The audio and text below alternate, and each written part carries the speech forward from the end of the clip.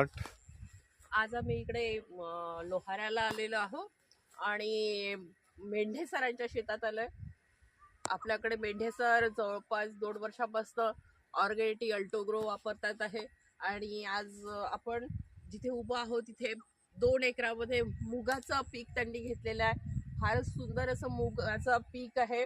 तर आपण आज त्यांचे आपल्या अल्टोच्या प्रोडक्ट बद्दलचं त्याचं मत आपण आज विचारू की त्यांना कसं वाटतंय।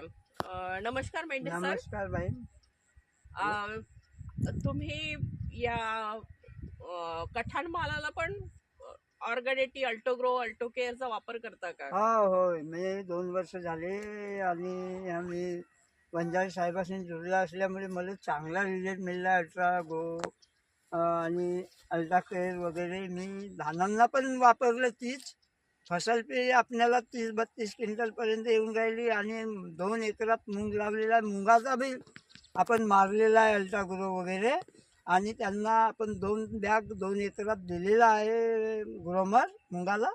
मूग पण चांगला आहे आणि भरपूर फसल देईल असा माझा निकष आहे। आणि प्रत्येक कास्तकारांनी मूग असो चाहे आपला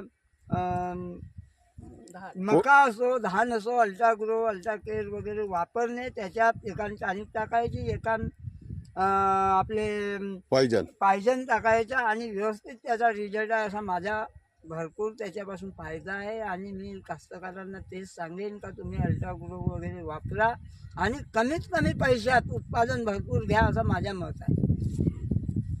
ताई तुम्हाला काय वाटतं की खरंच मला खूप समाधानकारक वाटून राहिलं।